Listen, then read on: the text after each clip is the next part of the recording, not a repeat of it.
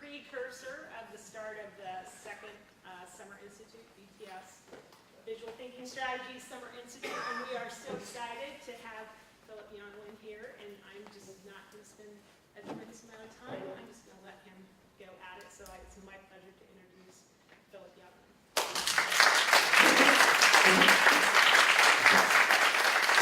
I have to say, leave it to Rosie to give the best introduction I've ever had. I mean, sort of when everybody's already in the room, like, how much introduction do you really need? It's like, anyway, you paid your money. Thank you very, very much for coming today. Thank you very, very much for hosting our institute this week. It's just an incredible thing for us to be sort of enjoying the incredible spaces and places and art that you have here, sort of thing, and sort of, I think that it's we've had it's been a draw, and I don't think very many people thought in the first place that being in the Midwest in the middle of the summer, July, was not going to be all that smart an idea. However, they're coming because I think really of the incredible wealth, not just of the Nelson-Atkins really, but Kansas City. It's such a terrific place. So thank you very, very much, and particularly Rosie and her staff, who've been so unbelievably supportive. I was not born in a manor house, and I mean, you probably are surprised to hear me say that, but and I kind of discovered, my mother sort of tried to teach us to appreciate beautiful things, whatever that meant.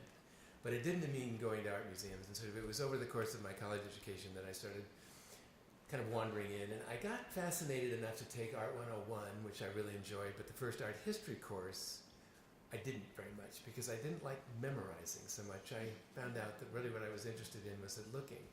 So one of the odd jobs I had to get my way through school was as a projectionist in the art history department, where I could sit in the booth and kind of listen, but look.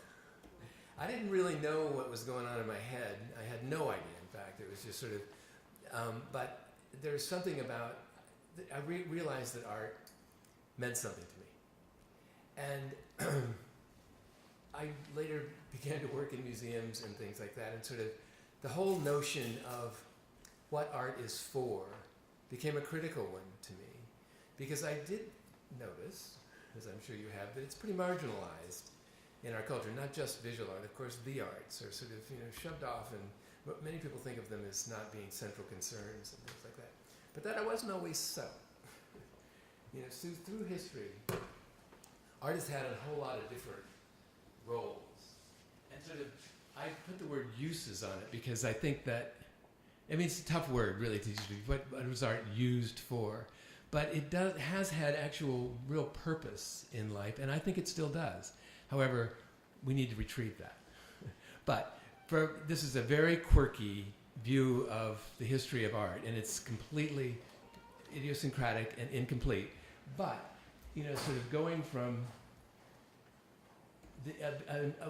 the kind of pieces that are found, in this case, sort of in Manoa, or on the island of Cyprus, I guess. I don't know. Anyway, it's what's known as, I'm sure you know, Cycladic. Crete. Thank you. But sort of something that we don't even know what it was for. We sort of can see it theorized based on its shape, that it's female, and that it might have something to do with fertility or one thing or another. But sort of we're recreating a sense from looking at this and other artifacts something about sort of its role in the past. However, it was valuable enough and beautiful enough to be kept, protected, so that it came down to us however many thousand years later. And we, oh, damn, this is what I didn't want to do. No. I'm going to keep trying. The reason I don't really want to advance this is not just because of sort of the speed reading thing, but the other thing is that sort of there's some surprises for you. So, but we know that this kind of art was made to help the pharaohs, not the ordinary people, but the pharaohs sort of have a happy afterlife. And sort of that's another kind of constructed sort of set of knowledge we think we have about the function of art. But it was completely necessary to sort of send these gods on earth off to their afterlife surrounded in such a way that they were forever happy. I don't know. But of course, in other cultures, not necessarily ancient, cultures that exist even today, we have art that also serves a purpose that has to do perhaps with more communal kind of roles of trying to of instruction, and that has something to do with helping people understand who they are and why they are, kind of thing. Something that was definitely true of what's known as Christian art, kind of thing, and art of other religions. Oh, damn. Where the art that was created sort of had a function in trying to teach people the tenets of their belief, kind of thing. Sort of this kind of thing and this were created, or perhaps this, in a culture where the majority of people, in fact all of these, didn't read, or couldn't read, or didn't have books and things like that, so that the things that were created for instructional purposes were often visual or architectural, and they were not necessarily alone. They were also part of ritual. They were part of different kinds of ceremonial sort of things. They would have been put in spaces that were not like museums, but spaces that functioned in a way that sort of usually amplified the kind of message that they had. But they were used to teach people and to remind people after they learned something of essential values within their lives. Now, of course, this is a generalization and kind of airy because of it, but you know what I mean? Got the drift? So if we fast forward a little bit and to sample a few things that are sort of actually here in your museum, we have, sort of purposes of allegory and perhaps more, myth, and documentation of time and space. Now, this reproduction would be a good deal larger if you let people get bigger pictures on your website. I'm just saying. But in any case, other kinds of functions, and of course the whole notion of sort of this is sort of sitting in for landscape and other things that for whatever purposes, not religious, and these weren't religious in any kind of normal sense, even though there might have been some kind of instruction based on the artist's intention there in terms of resurrecting a particular, let's say, classical myth to teach values, whether they worked or not. I don't think they worked in quite the same way as sort of some of the pieces that we were looking at. But in any case, instructional to some vague sense, but aesthetic objects, and something like this really is an aesthetic object, which is a very different kind of role for art to play. But it's also different from what you have when you have art of this sort, where you have, in this case, a historical document again, in some respects. Maybe not a document, but nevertheless a marker of a historical phenomenon as well as an event in this. But with a total attitude on the part of the artist, so that we were to walk away from works like this sort of aware of the capacity of humans for their own violence, perhaps, sort of the inhumanity to man kind of thing. What we have, kind of, sort of this grouping sort of has a lot to do with aesthetics, although in this case it's not just about painting by any stretch of the imagination, because it sort of pushes into sort of territory that we'd call psychological kind of thing, and but very different again from, say, the instructional piece here, where we have Rembrandt in his old age, not putting a lot of detail in, but giving us a lot of room to sort of investigate the state of mind of a person who has sort of gone through a lot, is at a point in their lives when they're perhaps reflecting back on it. But in any case, we sort of see, to some extent, sort of, to get anything out of this, we need to sort of penetrate that expression and to look at it in terms, to some degree, which is, of course, partly readable from the decisions that the artist has made as an artist, kind of thing. Again, a different kind of sort of requirement on the part of the viewer to get anything from it. But there is a lesson in it, kind of thing. Not so clear that this kind of lesson, a bowl made for a tea ceremony, a Zen tea ceremony, would have been as appreciated by as many. So it's quite a specific sort of aesthetic goal. And despite the universal intentions of the likes of Pollock with abstract expressionism, sort of we have another object that sort of works as an aesthetic object, speaking to other artists, as he was definitely doing, as well as to another kind of community that learned to read these kinds of things for perhaps other sorts of meanings that might be embedded in them, which might have been incidental on the one hand and yet very real on the other. So in other words, you can read this coming out in 1948 as something that had to do with sort of the horrible nature of war that had just ended in the atomic bomb, and it's called One, and sort of, so it may have something to do with sort of unity of all sorts of things. It may have something to do with the frenetic energy that one could see with sort of the quickening pace of life. It had to do with invention. You know, we can see all this sort of stuff in it if we want, kind of thing, but you have to know how to do it, kind of thing. Now, I wouldn't say that was less true of the other things. In other words, it helped to be a Christian in order to understand that Christian document. It helps to be Buddhist to understand the meaning of a Buddha, of course. There's no question about that. But the fact is that sort of these have seemed to be quite distant from people and maybe contribute to this sort of the growth over time in our culture of art becoming something that seemed to be for an elite, for cognoscenti, for something that was sort of sequestered for a particular group within the society, instead of these things that sort of had direct communication with everyone within a cultural group. Now, of course, our world is global, and all kinds of different things from societies that were more homogeneous and local kind of thing, where you could, in fact, most of the people who were around you, who you'd meet throughout your life, believed the same kinds of things, sort of things. Things are very, very different today. So it's inevitable that we would expect, I think, sort of the art to be expressing differently, but what does it mean now? Now, you might see a little bit of attitude on my part here by the selection of the piece I have to accompany that, sort of this Jeff Koons sculpture in the middle of one of the ballrooms at Versailles. Come on. Anyway, sort of, but given how art has kind of moved into an arena that seems to be less owned by everybody, less consensual, less easily understood, perhaps even less appreciated, maybe definitely less appreciated by fewer. Not few enough. No, I'm sorry. That's completely inappropriate. But that said, what responsibility do museums have to try to address the bridging of that gap, the cultural gap that's described by lots of philosophers, sort of mid-20th century kind of thing, or Rauschenberg when he said, "There's art, there's life, I operate in the gap between." Thank you, Mr. Rauschenberg.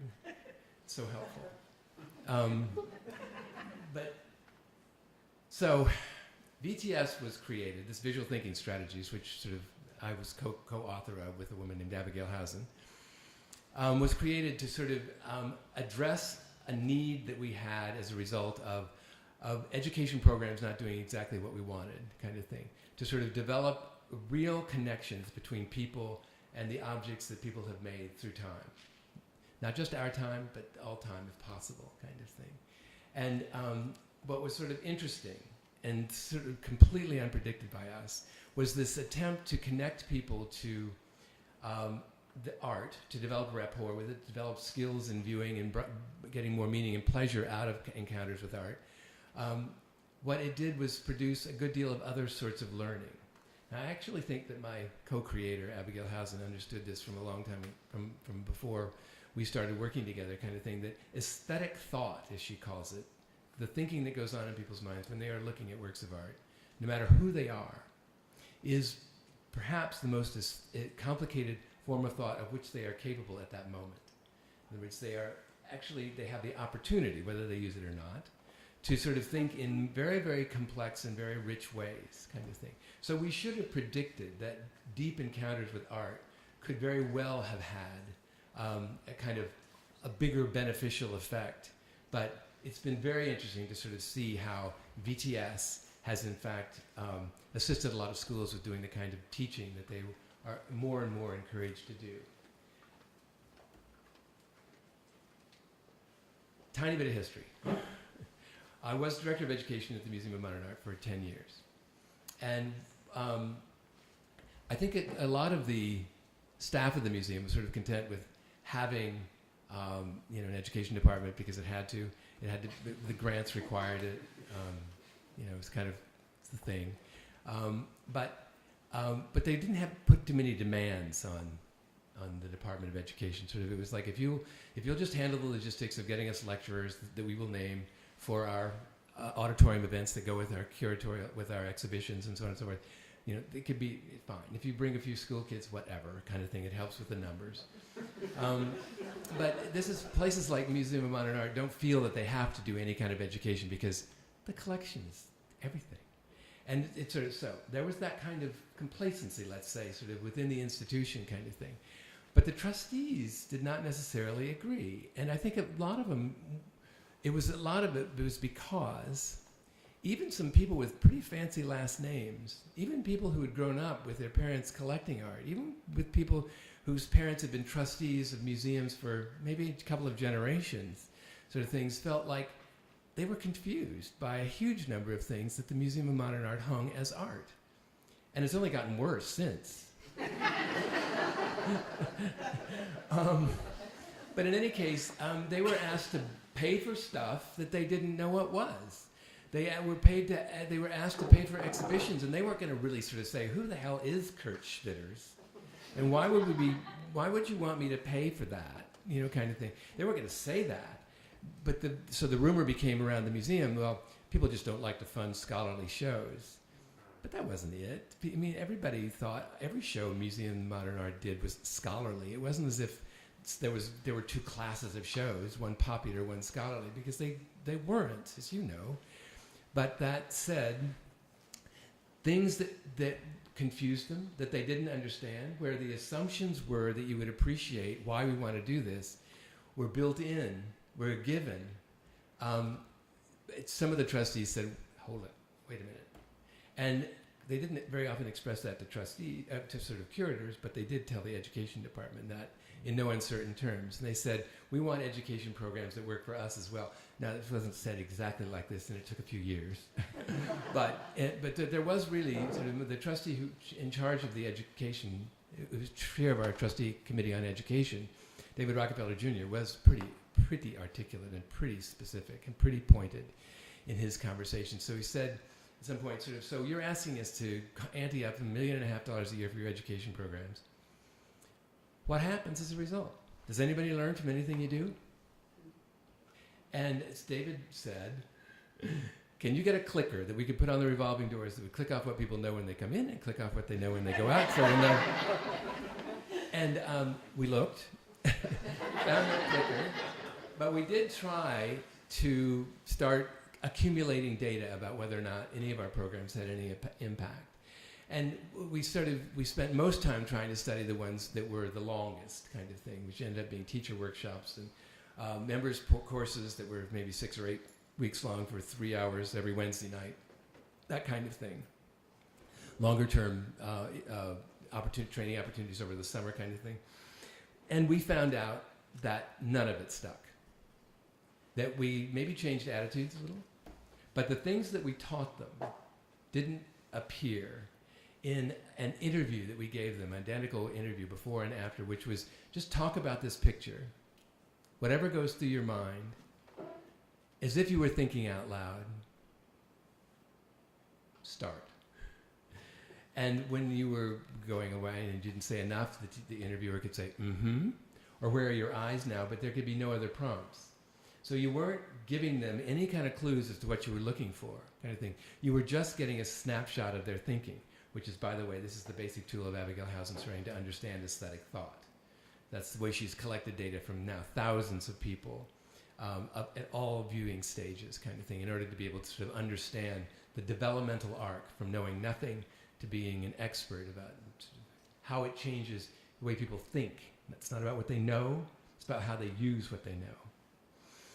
But in any case, sort of, that was, so we gave them Hausen's research protocol, as it were, and we found out that sort of the strategies that we taught, the vocabulary that we had taught, the ideas that we tried to communicate and inculcate, sort of have become theirs, it just wasn't there. It wasn't to say that there was no change, but it wasn't of that sort. So they hadn't picked up what we had literally taught. So,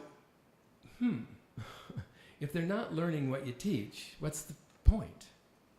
And given the fact that I had sort of, as it were, come to art and came to know, informally, and came to know it in a way where it meant a great deal to me, where I knew that, sort of, the thing that you could get you through the night. One story. The AIDS crisis was horrible. My dear friend David Wanarovich was very, very ill. I was visiting me in the hospital. I left the hospital and went to a dance performance. I was late because we had been talking away, kind of thing. And so I ran across town to the Joyce Theater, and the concert had already started. There was a woman named Melissa Fenley. And she's a solo artist. And as I say, they let me into the standing room in the back after the thing. So I encountered her listening to very skronky music, kind of thing, alone on the stage, sort of wearing tights but no top, which immediately stunned me as so vulnerable. And she went through a series of movements that went from pedestrian to virtuosic, that were at one point sort of outer directed and another point totally pulled in. It just kept going through these different sort of cycles. And while I was so depressed when I got there, I thought, just what is this all about? Who gives this? Poof, I didn't even, why are they dying? My friends, not me. I just, it was at that point. And watching Melissa made me realize that this too will change.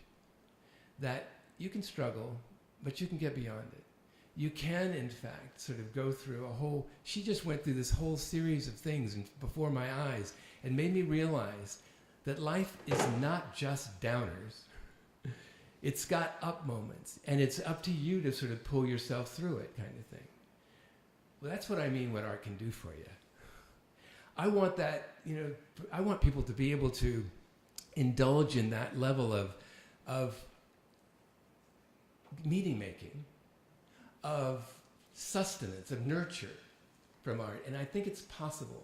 And I think, that was a dramatic incident. It was a dramatic moment in my life. It was sort of, and there was just someone sort of, it was a dance performance, which is different, of course, from visual art, which sits still and may come from an entirely other time.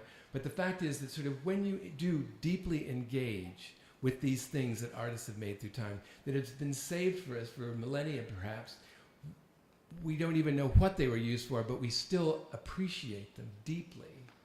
When we know that is a possibility in this sort of thing, make it available to more people. So the fact that our teaching didn't stick, didn't enable people to find more meaning and more pleasure in the works that they were looking at, hurt. It wasn't just like a bad report card. It was like, no, we're not doing our job. And so we used Hausen's data to create a teaching strategy that dealt with what our viewers really needed. We understood that our museum audiences, also through studying through Hausen, what stage of development they were. We created teaching around those stages, which were different from the stages of development that most of us at the museum were in. It's as if we were fluent French speakers, and they were menu French speakers. And so there was a communication issue. And so even though they could literally understand what we said, they couldn't incorporate it, they couldn't accommodate it, they couldn't make it their own. But it was partly because much of what we did was so passive.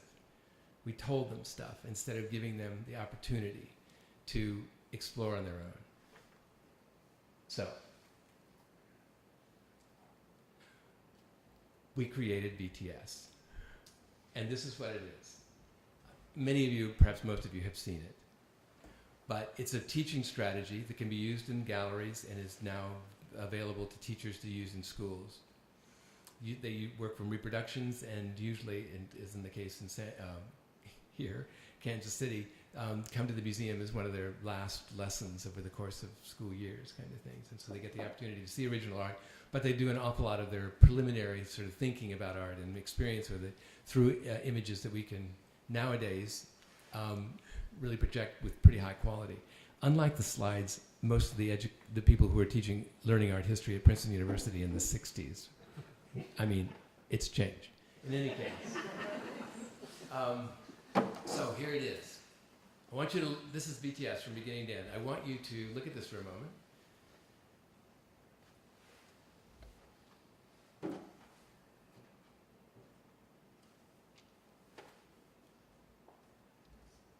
And because this is in your collection, I suspect it's not new to maybe any of you. Tell me, what do you think is going on in this picture? And I'm going to tell you something we don't normally tell at the beginning of a BTS discussion. Anything you want to say is okay. You don't have to filter it. It doesn't have, you got the drift? What's going on in this picture? Yes? It looks like the Madonna and Child. And what did you see that made you say Madonna and Child? I think it's her dress, the blue robe, and which is very pointed with Madonna. Okay, good. So you're pointing out that there are two figures here, mother and a child, and you're calling one of them Madonna because of the robe itself, which sort of seems to be symbolic or iconographically appropriate for. Okay, good. What more can we find? Yes? It seems to be a loving embrace between a mother and child. We're established it's Madonna and child, and loving embrace of the Madonna and child. Okay, what did you see that would make you use the word loving? I'm noticing the way her hands rest on the child. She's touching him and cradling him, but in a very gentle way. Okay, good. So the way she's got a hold of him makes you think that sort of this is a loving relationship that's being presented to us. Okay, good. Between mother and child. Good. What more can we find? Yes. And then, I was really curious that you used the word loving because that seems so awkward to me. That pose and the way she's sitting and holding this child.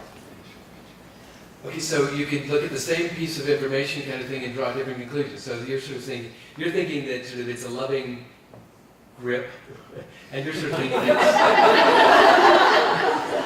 anyway, handling. But you're thinking it awkward. You're finding it sort of not as if she's not particularly comfortable. And what did you see that made you use the word awkward? Well, the same reasons that Adam said loving, the way that the two fingers are on the shoulder. I mean, how is she supporting that child? And then her hand is on her knee, but then where is that child's rear resting? I mean, does she have any control over this? Right, so we're taking, I think we're referring to real life here, and wondering on that basis, sort of how realistic the grasp is, even. So did you really have a hold of that kid? How could you do it like that? Sort of, and you're sort of wondering that it looks more awkward than it would be, so you wouldn't apply the word loving. Okay, good. What more can we find in the back? There was a thought. Along that same line, it looked to me like when you hand a baby to someone who's never held one before, and that kind of awkward struggle of trying to figure it out correctly. And so it made me think that these were painted not with somebody holding a child or holding something like a child, but painted separately as different figures that are awkwardly being brought together. And so you're pulling back from this and thinking about sort of how this was constructed, and maybe thinking that it was two different sort of the pose of the Madonna, the figure we're calling Madonna might be painted separately from the sort of image, just juxtaposed sort of at some point, sort of put together kind of thing. But that you don't think that they could, in fact, not have ever. This wasn't a model sitting there with a baby, but another way of constructing this thing. Okay, good. What were we find? Yes, and then. Well, speaking about realism too, I always loved, especially in medieval and Renaissance paintings, because the baby Jesus usually never looks like an actual baby. He usually looks like a weird little man to varying degrees. And with this one, he's more baby-like than some that I've seen, but I especially love the way his hand is sort of on his chin, and he's kind of looking very thoughtfully, like, I've never seen a baby with that amount of, sort of introspective concentration as I'm seeing on this little guy. So. Okay, so sort of saying it's not unusual for Madonnas and child, sort of particularly certain periods, sort of having the baby look like an older, not like a real baby kind of thing.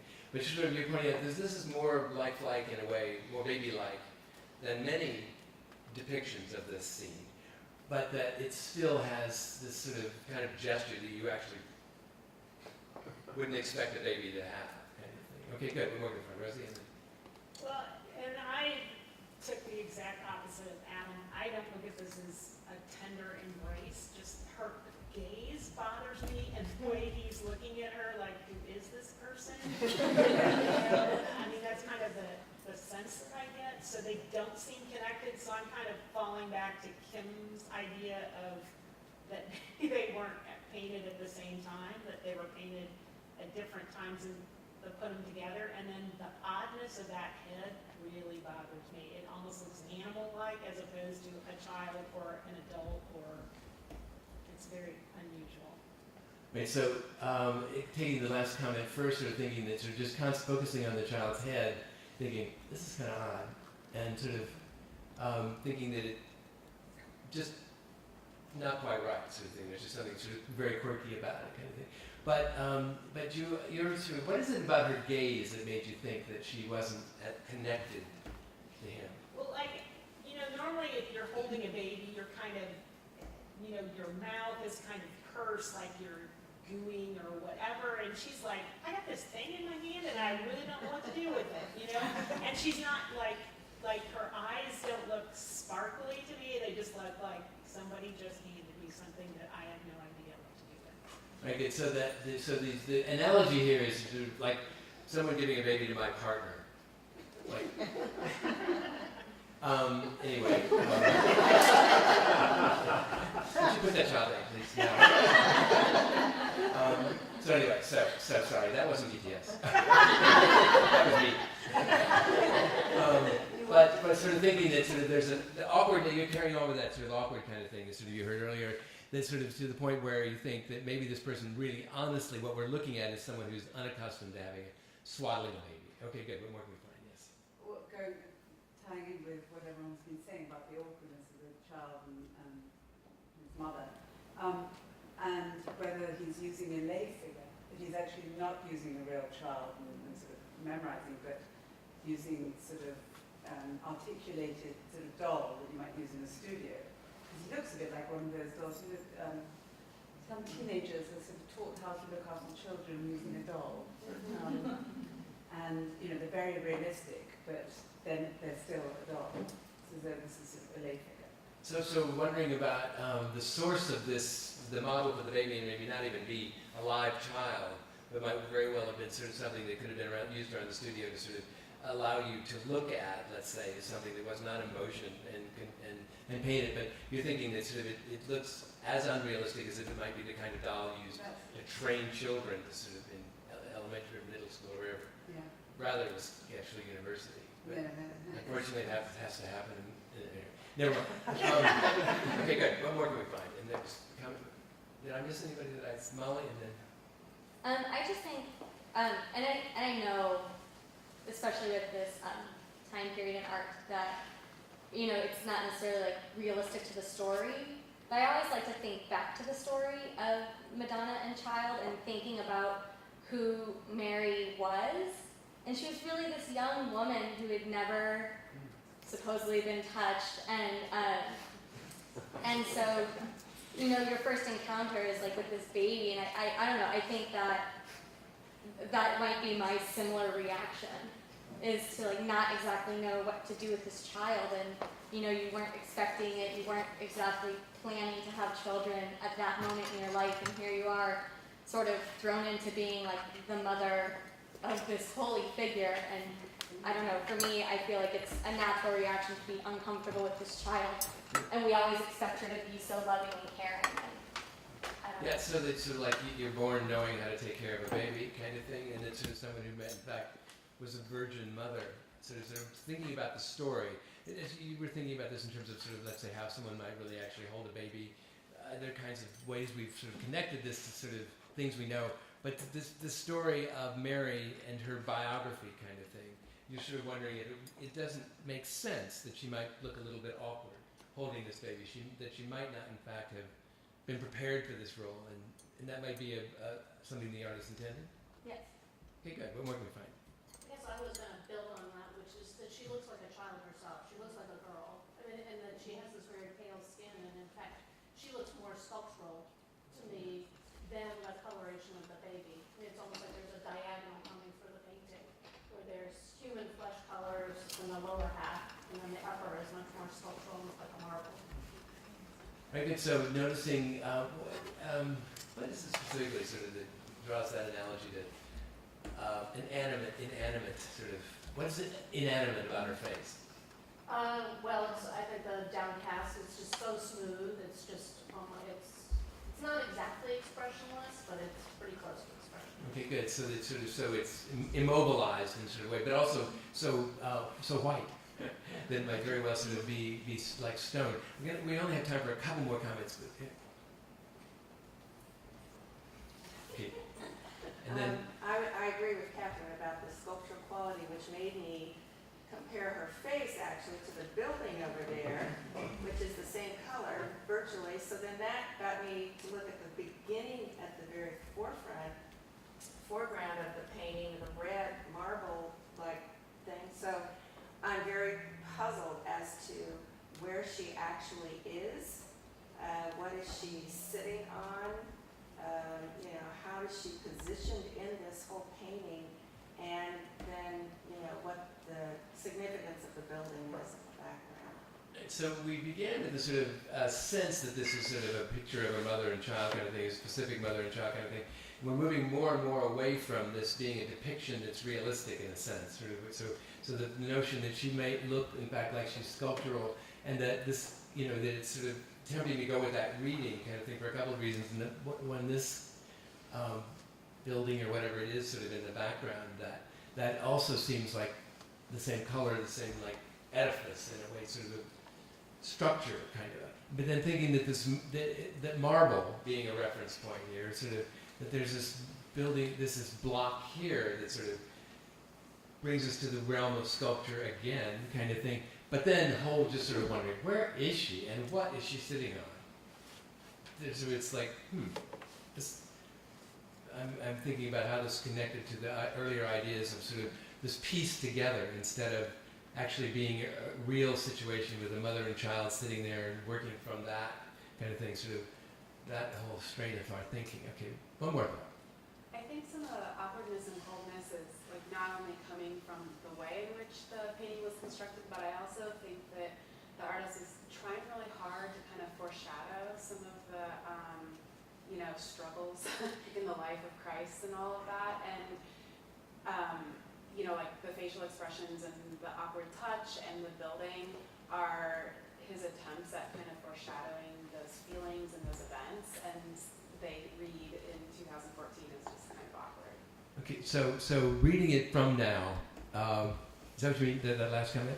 Mm-hmm. Sort of assigning, so you're going back to the kind of reasoning that sort of Molly had, that sort of is thinking about this in terms of the story, that some of us, or maybe most of us, sort of know kind of thing, that sort of, that maybe the expression, this thing that sort of the whole notion of him sort of being older than he is, or this kind of worried look or thoughtful look on his face, sort of might be foreshadowing sort of the kind of character we knew him to become, and that other elements in this thing sort of might relate to the bigger picture of the story, including maybe the passive, or, quiet or sad.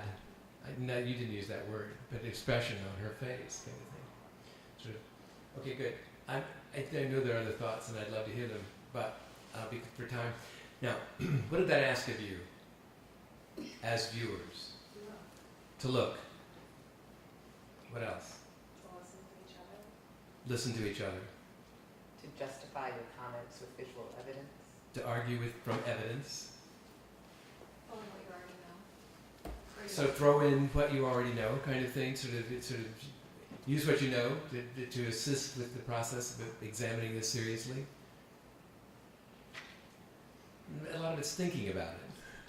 Sort of thinking about what it communicates, but based on, let's say, the visual information that's there. And it turns out to be, I don't know how many times you might have looked at this picture, and I don't know how long you've spent doing that, but how does this compare to other moments that you've spent with this image in your collection?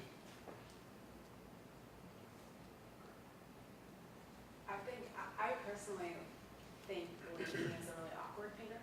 So when I walk past this painting, I kind of just think about that personal reaction to it. And this was different because I had to listen to other people and think about my own reaction in comparison to and in working with their reactions, and then also just like forcing me to look longer. Okay, so force you to look longer than you might have done before, or maybe normally do, kind of thing, but also get beyond the bias that you sort of bring to the artist, and then sort of listening to other people's viewpoints on the matter, sort of extended the possibilities within it. Let's say, okay, good, Adam. I found myself simultaneously listening to everyone's comments, which I feel like freed my own viewership. And what I found is internally, I went to places that I didn't enunciate and were included in the conversation, but I was picking up and seeing it in new ways. I noticed repetitions of forms and angles and things that were discussed, but my mind felt a little bit more free to investigate. Okay, good. So hearing other people's ideas frees you to think in maybe ways that you wouldn't have otherwise. That sort of the whole notion of a process with other people feeding into it is itself kind of it's group mind applying this, and sort of what this can do is make you think about things that you may or may not bring up, but which add to the richness of the experience that you're having with that thing. Kind of thing. Okay, now, so that's a good kind of conversation about that sort of that notion. What if we moved on to this? This is so why I didn't want to advance this without understand.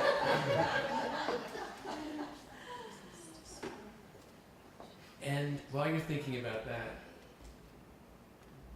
what if we then went to this?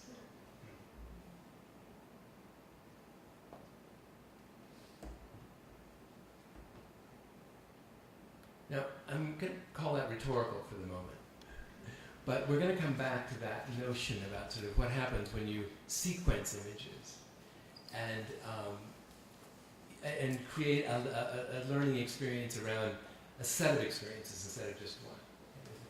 But anyway, so using Abigail Housen's data about how people think when they look at works of art, particularly stressing the early stages of viewing, which is what we found our visitors to be. Certainly all kids who came to the museum were in stage one. And in fact, an awful lot of the adults were, particularly if they were the person who had been dragged to the museum by someone else. But the very few were sort of in a very secure part of even stage two. Now, that's stuff you can learn about if you want. I'm not going to go into it today, but sort of it's pretty fascinating data for museum people to sort of try to understand sort of the way people think when they look at art. Because quite often what we found at MoMA was that we thought we had our audiences in the palm of our hand. I mean, they loved what we did. The evaluations were fantastic. There were it was New York. We paid our docents, as it were. We didn't have to have, we had people who were stellar as teachers kind of thing. But I came to view them, and not to everybody's pleasure, I must say, sort of as more performers than teachers in another sense. In other words, they were teachers in a sense that sort of said, let me tell you what it is you need to know, and if you really sort of take this in, which I'm sure you're doing because you're paying such close attention, and you answer my questions, then you're going to learn what I've taught you. But what they're finding in most schools these days is an awful lot of concentration on, let's say, reading and writing and arithmetic doesn't produce the learning that teachers intend. And I don't know how many of you sort of could look at your own college educations and think about how so many courses have sort of simply disappeared from memory, and they did really relatively quickly. You got the stuff when you had to cram for the test, but how quickly it goes out the window. And I know that's true of my life, kind of thing. It's sort of I aced algebra in 9th grade, but when the New York Times said recently they were having to send all these sort of kids who were entering colleges in the New York University system, the New York City University system, back to remediation for both math, they had an example of an algebraic problem to solve in the New York Times that I looked at and I thought, need a little remediation myself. Anyway, so that whole business of stuff coming in one ear and out the other, it's a good thing that doctors have internships and residencies, wouldn't you say? You know, because that's where they put it all together, kind of thing. It's sort of when you're actually practicing, and that's what they call it, practicing medicine, that you in fact learn the stuff. It's when you put it into operation, kind of thing, that it becomes yours. And as long as the education is a passive matter, it ain't happening. So, BTS, this is how it is. We carefully select images, and I'm going to come back to that. A group of peers is ideal, sort of people who are, they have different knowledge, different life experience, different kinds of things, but they're basically peers in terms of their interest and their developmental levels and so on and so forth with regard to it. Sort of makes a much better conversation if people, you're in like-minded people, let's say, kind of thing.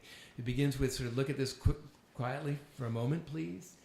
Then we really have only 3 questions that are sometimes phrased slightly differently, but not much to begin with, because we're trying to teach a pattern of looking, a pattern that involves reasoning, a pattern that, in other words, which asks you to look deeply, draw conclusions, but argue them in evidence. So we have these 3 questions: what's going on, or what's happening in this picture, which sounds kind of unsophisticated when you sort of say it, but in fact, it worked for you, didn't it?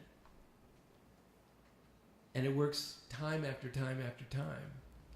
As simple as it is, it's a basic meaning-making question that all of us use all the time, kind of thing. It doesn't throw anybody off, but it does open up things in a pretty interesting way. It's usually only once at the beginning of the conversation. And then what do you see that makes you say that? To sort of make sure that people provide evidence, to teach that as a habit. And what more can we find, kind of thing. Sort of it's just something, it doesn't mean that you aren't hands in the air.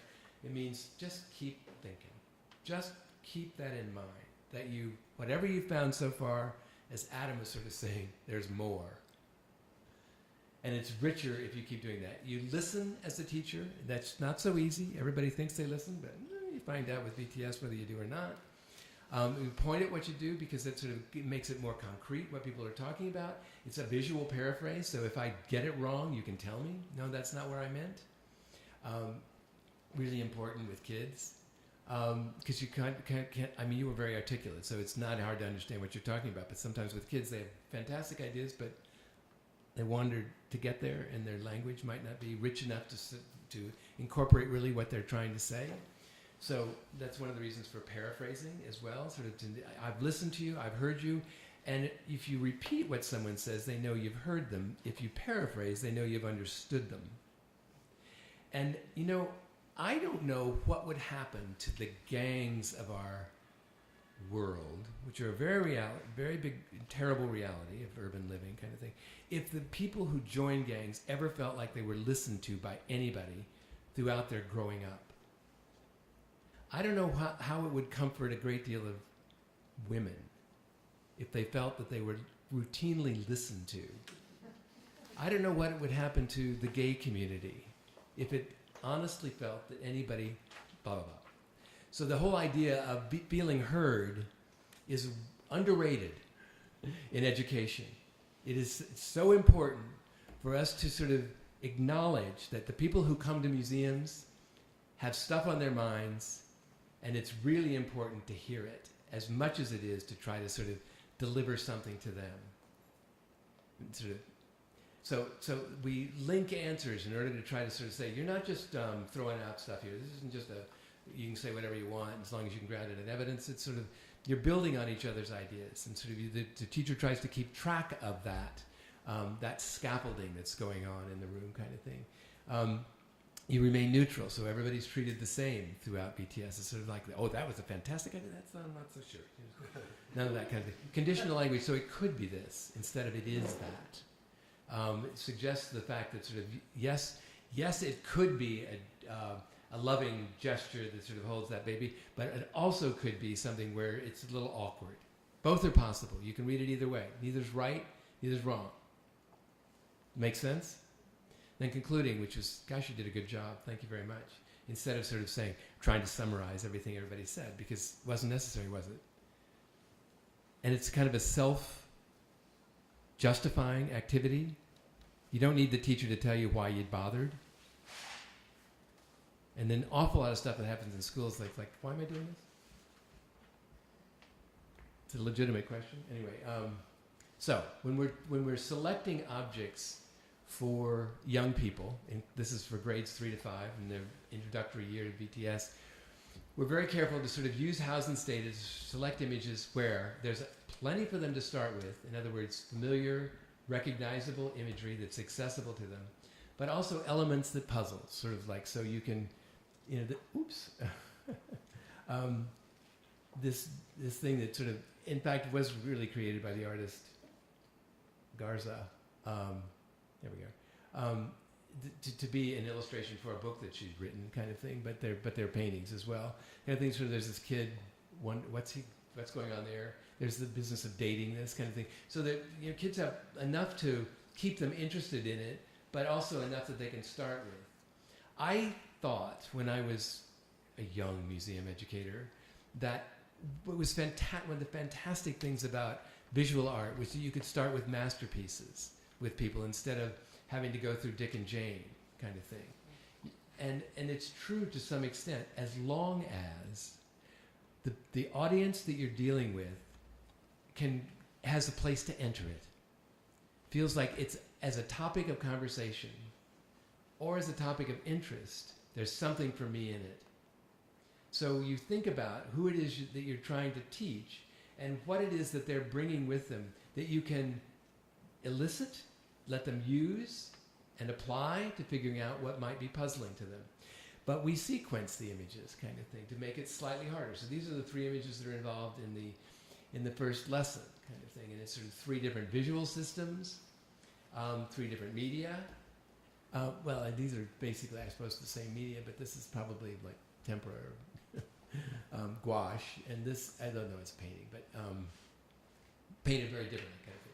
So it's sort of, this is, kind of a very narrative, very sort of thing. That's also out of data, people's first meaning-making system. And it's one that they never give up, by the way. Even expert viewers sort of try to find the story that's going on in a picture, as we started with when we were looking at the Madonna and Child kind of thing. It's both a sophisticated and the way in kind of thing. But people make observations. They're somewhat idiosyncratic, but they make a lot of them kind of thing under these circumstances. And if they pull meaning from them, quite frequently it's to try to find the story in whatever it is they're looking at.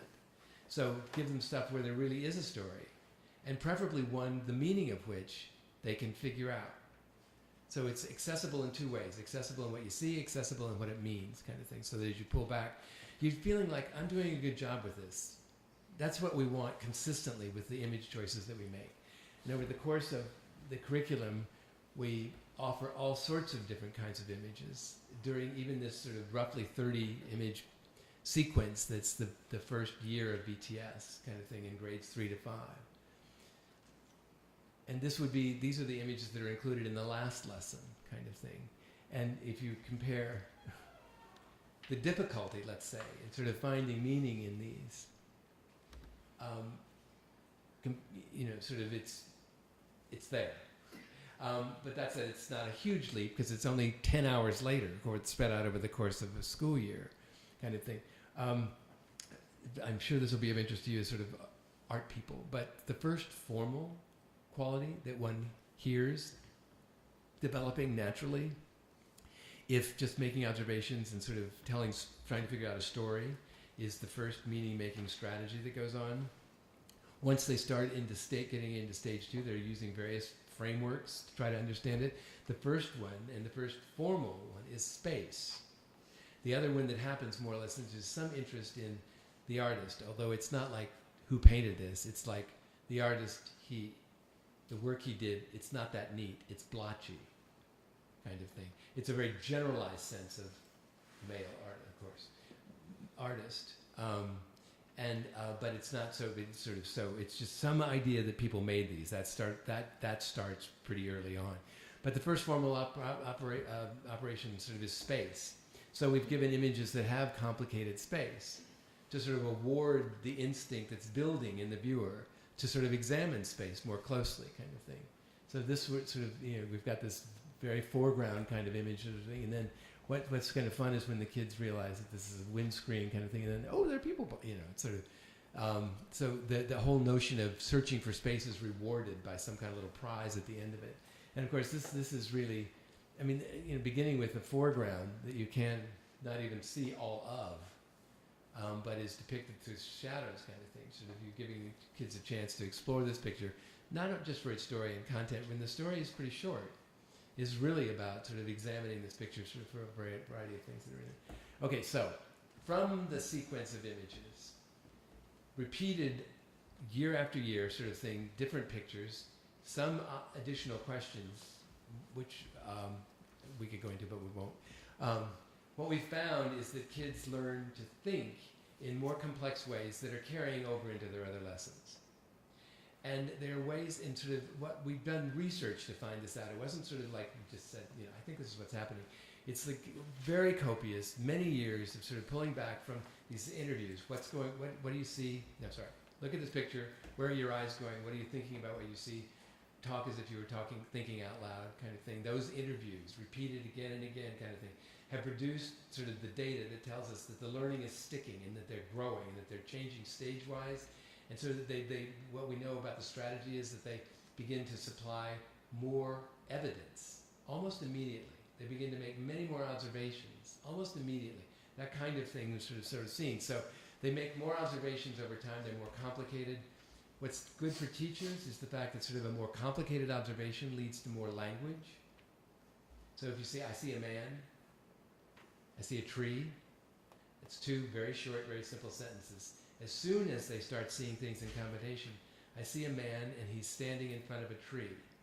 Just think about the language structure that it required to make that second, more complicated observation. So this is, why we build language through these discussions. There are lots of reasons, but that's sort of, but inferring meaning from those observations, arguing those inferences in evidence, considering multiple possibilities. It could be this, it could be that. Revising, at first I thought, but then I thought. Or elaborating, sort of returning to something and adding detail. Those are all sort of behaviors that have implications for language, but implications for the exploration of scientific objects, or of phenomena, or primary documents of history, and so on and so forth. Those are habits of mind that serve well across all sorts of things. And these are things that we consistently see in kids by the time they've had 3 years of VTS in 5th grade kind of things. And they're the kinds of things that sort of people who teach college wish their incoming freshmen had, their outgoing seniors had. They're not necessarily in place. Wouldn't it be nice if our legislators had the habit? Here's what I see that makes me say that. What if they thought? Why does it affect change? This is kind of interesting, sort of. It builds on existing interests. A lot of education doesn't. But we're now art isn't everybody's interest. But what's sort of interesting is that it can hold their attention because over the course of all kinds of art, are we time-wise okay? Or should I quit? It's 4 now. Can you go on for a couple more minutes? Absolutely. Building on interest is a really, really good way to sort of inculcate education and sort of, if you want it to take effect, like watch kids who are interested in baseball and they can learn everything there is about baseball or cars or horses, whatever, but they do so because they're interested in it. And of course that principle is sort of put down by rather than picked up on as we try to create curricula for the things we want them to learn. But every child at 3 or 4 is a natural scientist. They look at ants longer than we can. And they sort of, they walk around sort of, it's like whether getting to the beach is the issue or not. What they're interested in is sort of what they see along the way kind of thing. And sort of, we actually stamp that out by sort of saying, we gotta get to the beach. Because if we let them be, what I'm saying? They sort of teach them from going from following their noses to sort of directing their gaze. There's so many things that they could be interested in. Everybody could be a scientist. Everybody could be good at math if they were taught differently, based on what's interesting. We are introducing something new. We're exposing them to something they haven't seen before or thought about before, kind of thing, but which is based on stuff that they do already know. We repeat the process, but it's an active process. It's not something where you simply do what the teacher says time after time after time. It's something where your mind is engaged in a similar way again and again, kind of thing. Peer interaction. Sort of, my granddaughter Wyla, I put her on a swing at 18 months. She was not having it. She didn't really like it, so she sat there because I was going back and forth with her. Swinging. That's not really swinging. And she looked over, I kept saying, put your hands on the thing. Wouldn't hear. Looked over, saw another kid in another swing with his hands on the thing, moving back and forth all by himself. She was off. It's like that's really how it all happens. In teenage years, we get very worried about how they're dependent on their peers for sort of everything they do and know and appreciate and value and so on and so forth. But in fact, it's an incredibly important thing for us to think about. Learning from peers. Kids learn so much faster from each other than they do from us. Start with what people can already do and give them the first challenges to be getting better at that. So if they make observations, but not very many, get them to make more. Isn't that a good way to start education? Start a process of teaching and growth? Okay, so presenting challenges that are always within reach. So don't buffalo them. Make sense? Allow for reflection on the process. Pull back from stuff time to time. And that makes education work. And that's why BTS has so consistently worked 10 hours a year. I've had foundation people look at me and sort of say, how can you possibly produce the kind of learning you're claiming happens in that few hours? And I've said back to them finally, out of desperation, having not succeeded in making any of my explanations sort of make sense to them, why don't you ask why when kids do things for 90 minutes a day for an entire school year, they don't learn it? That's a better question. But when you teach this way, learning happens much more efficiently, kind of thing. I didn't know that. I now do. So it's sort of all sorts of reasons why schools are valuing BTS. But sort of teachers can use it in lots of different lessons. So we have, let's say, the possibility with social studies, the possibility with poetry. What's going on in this poem? What did you read that makes you think that? What words did you read? Where did you see that in the poem? What more can we find? Amazing things can happen with kids when they do this. They can take on extremely difficult poetry, and like this. Historical documents. I discovered from a BTS discussion of this that there is a justification for war. There are things that are worth fighting for. Me, a knee-jerk liberal who says a war is never the answer. Violence is never the answer. There might be causes that are worth fighting for, as Abraham Lincoln pointed out. It's a life lesson. Scientific imagery. And then folding in bits of information. We could go on to the entire article that I caught from the New York Times to sort of explain that set of pictures that have first been pulled apart visually by the kids. So they get interested, they wonder, and then they start piecing in another kind of information and figuring out what do we know now, kind of thing, and then going on from that. Teachers applying it to word problems, particularly for kids who have struggled to learn language, which is actually all kids. We think about ELL, English language learners, as people who sort of come from another country kind of thing, but pretty much everybody who goes to school is learning language. In fact, most of us are probably learning language most of our lives if we give ourselves the opportunity. Remember Reader's Digest? It pays to what it pays to sort of expand your word, improve your word. Anyway, but what kids figure out from this together is how to solve these problems, and they don't solve them just one way. By the way, that's exactly what Common Core state standards are now asking of children to learn in school. So, this is for fun. Do you have time?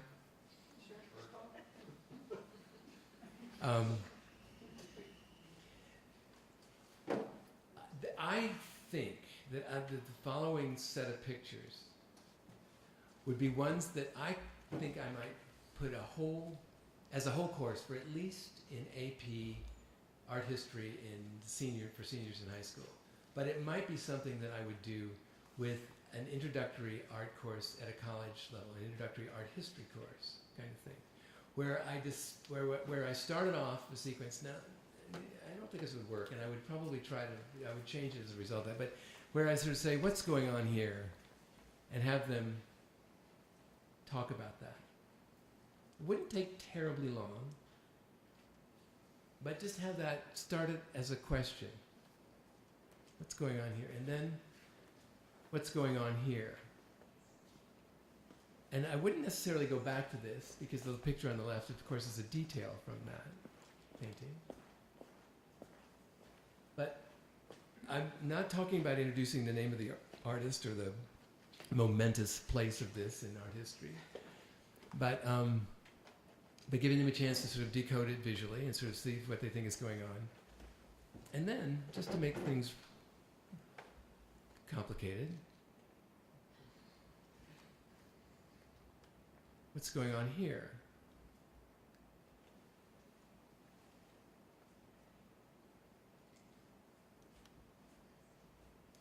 And I'm thinking that as a result of this, with that as an introduction, and with a follow-up that says, okay, so, what don't you know? What do you want to know? What can we find out if we start sort of studying these things in a different way? But keep it based on the kinds of problems that come up because of a sequence of images that take into account a whole lot of attitudes towards image making, a whole lot of thinking that's gone on in the 20th century, both canonical artists and art, as well as one who's sort of been marginalized, but presents really interesting problems, meaning Cole Scott. What do you think? Here's one of the reasons why I do it. Because I think it would give people the opportunity to sort of engage in a very thoughtful way with imagery, in a deep way. They're assaultive pictures.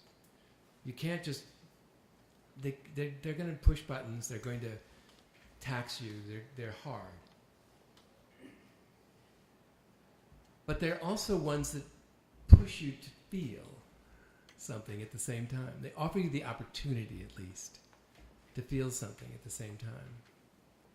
And I think it's when those two things are happening simultaneously, where we're forced to think, or allowed to, given the opportunity to, and to feel at the same time, that we feed spirit. And that's why art and religions have had such an incredibly deep historic relationship.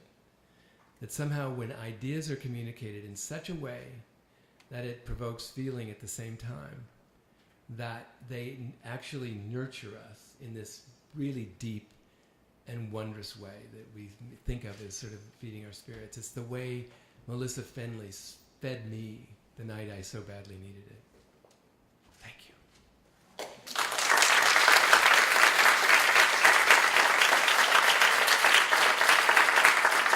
I obviously haven't left time for this in an official sense, but do you have any questions? Let's have a drink. That's another way to feed our spirits. Thank you again.